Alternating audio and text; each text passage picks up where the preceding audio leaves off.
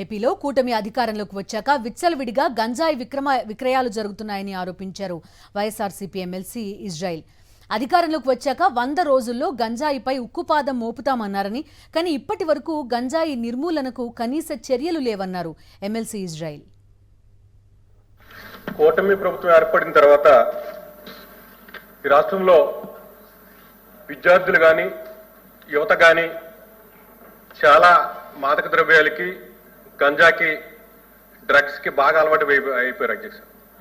మా ప్రభుత్వంలోకి వచ్చిన వెంటనే ఇజ్రాయల్ గారు సార్ ఇప్పుడు మీకు దీని మీద ఏమైనా డౌట్స్ ఉండి మాట్లాడండి. కాంట్రవర్సీ లేదు సార్. 100 రోజుల్లోనే ఈ రాష్ట్రంలో గంజాయి లేకుండా చేస్తాము, డ్రగ్స్ లేకుండా చేస్తాము, గంజా ముట్టుకునేవాడు ఉంటే కనుక ఈ భూమి మీద లేకుండానే చేస్తామని చెప్పేసి చంద్రబాబు నాయుడు గారు కానీ లోకేష్ గారు కానీ మాట్లాడటం జరిగింది అధ్యక్ష. మొట్టమొదటిసారిగా దేశ చరిత్రలోనే మనకి గుంటూరులో కేసు నమోదైంది అధ్యక్ష కొకైన్ మీద.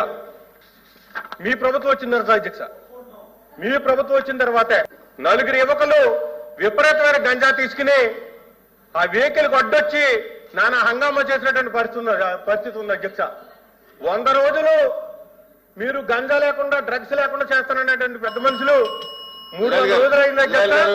ఉప ముఖ్యమంత్రి వారు పవన్ కళ్యాణ్ గారు అధ్యక్ష అన్నారు అధ్యక్ష, ఈ రాష్ట్రంలో హోంమంత్రి గారు విప్లవయ్యారు, ఆ శాఖ నేను తీసుకుంటే కనుక, ఎందుకంటే మా దళిత సామాజిక వర్గానికి చెందినటువంటి మంత్రి గారు కాబట్టి మాకు కూడా ఇప్పుడు బాధేసింది అధ్యక్ష.